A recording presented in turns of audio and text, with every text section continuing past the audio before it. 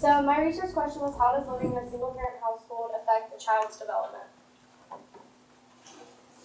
31% of children in America live in a single-parent household. Although this isn't necessarily a bad thing, these children are not receiving the same benefits as children that live with both of their parents.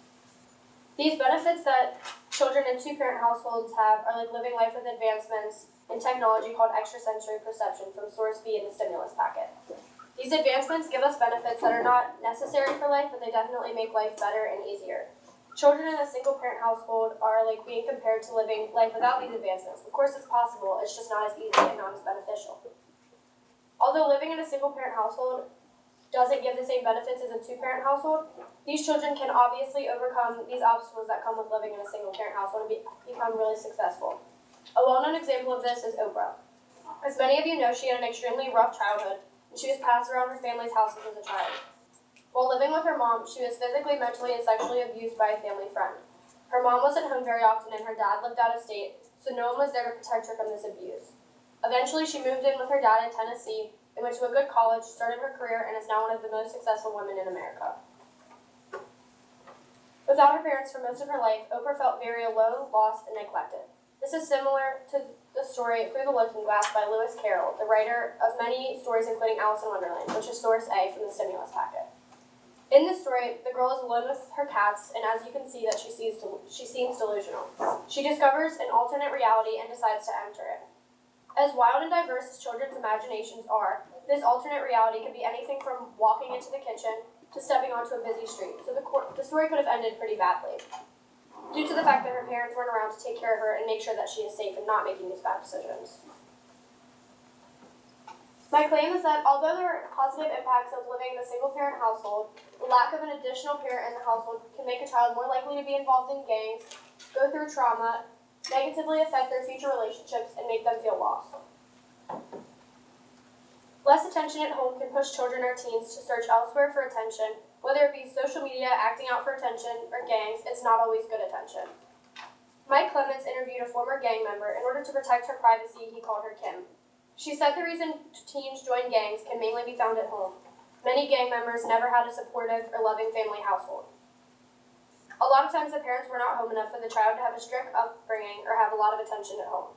This causes kids to search other places for the secure feeling of family. This is the reason Kim joined a gang. She was always protected at school by her gang, which gave her a feeling of family. This protection came with a price, though. She had to sell drugs and steal from people or steal from their cars. She ended up getting pregnant and removed herself from the gang in order to protect herself and the baby. If she hadn't have gotten pregnant, she may have been in the gang for many more years. She said that the one thing that would have prevented her from joining a gang was if she had more attention and discipline at home.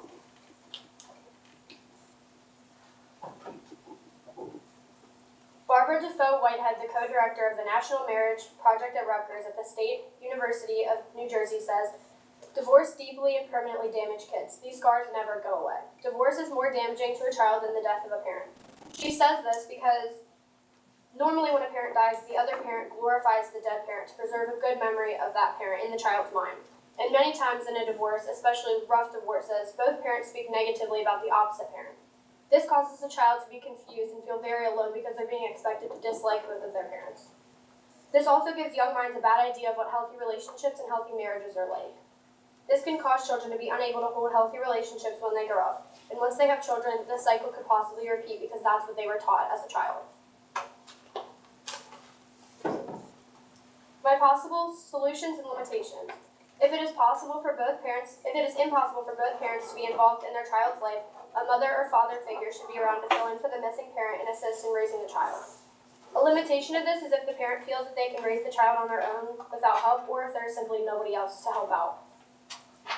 Another solution is that the government could provide cheaper, free daycare so the parents can work or run their errands during the day and be able to be home with their child for the rest of the afternoon or evening. A limitation to this is that daycare is still not as beneficial as being home with your parent at all times, which is obviously not possible. Another solution, my last solution, is the government should provide some sort of funding for single parents so they can spend less time at work and more time at home with their child. A limitation to this is some parents would use this money for unnecessary things that don't involve the child. And another limitation is, where is this money going to come from? And this is my recital. Okay, one question for you. How did you handle the differing perspectives in order to reach a conclusion? Well, I had two perspectives, mainly that like there's positive and negative effects of living in a single parent household, and I didn't have enough time to involve a conflict, but there were both sides of that perspective that there are positive effects of living in a single parent household, all along with the negative ones. Thank you.